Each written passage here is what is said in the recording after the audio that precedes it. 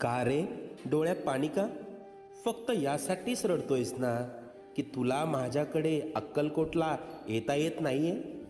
इतर लोक जातात आणि तुला मात्र परिस्थितीने बांधून ठेवलंय, याचंच वाईट वाटतंय ना? तू अक्कलकोटला येऊन त्या गर्दीत मला शोधतोस, पण मी मात्र तुझ्या घराच्या देव्हाऱ्यात मांडी घालून बसलोय. बाळा, मी अक्कलकोटला राजा म्हणून बसतो, लोकांची संकटे दूर करायला. तुझ्या घरात तुझे आईबाप म्हणून वावरतोय, तुझ्या कुटुंबाला सांभाळायला. आजपर्यंत तुझ्याबरोबर जेवढं वाईट व्हायचं होतं ते होऊन गेलंय. आता येथील सुखाचे सोन्यासारखे दिवस. हृदयाजवळील माझ्या भक्तांना पाठवून दर्शन घडव.